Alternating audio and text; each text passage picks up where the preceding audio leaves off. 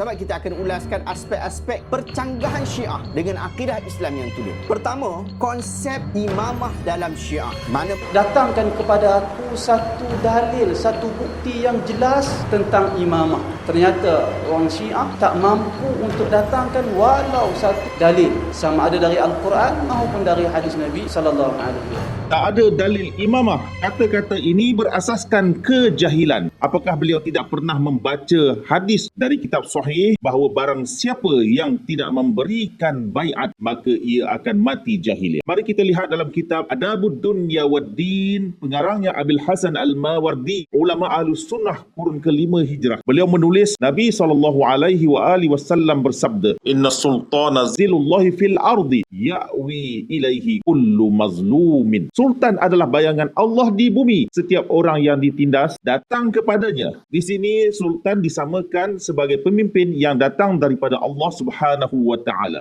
Tapi jangan kita salah faham. Jangan kita kira setiap raja itu datang daripada Allah. Raja atau sultan di sini hendaklah sama seperti Rasulullah dan melaksanakan kehendak Allah Subhanahu wa taala. Sebagaimana firman Allah Subhanahu wa taala, "Ya ayyuhallazina amanu, atiiullah wa atiiur rasulah wa ulil amri minkum." Wahai orang beriman, taatlah kepada Allah, taatlah kepada Rasul dan taatlah kepada ulil amri. Ulil amri hendaklah sama dengan diri Rasulullah yang melazimkan ketaatan mutlak kepada Rasulullah sebagaimana ketaatan mutlak kepada Allah Subhanahu wa taala.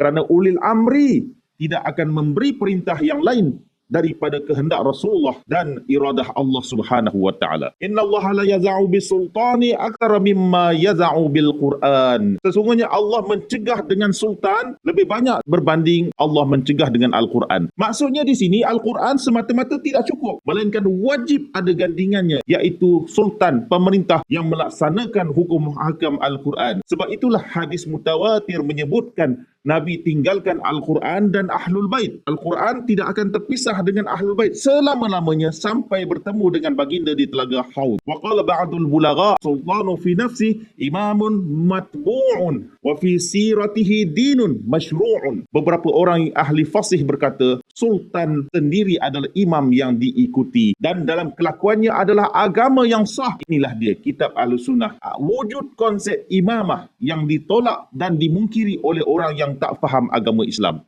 Allah tidak berlaku zalim. Allah yang mencipta manusia. Kemudian Allah juga yang mendatangkan khalifah.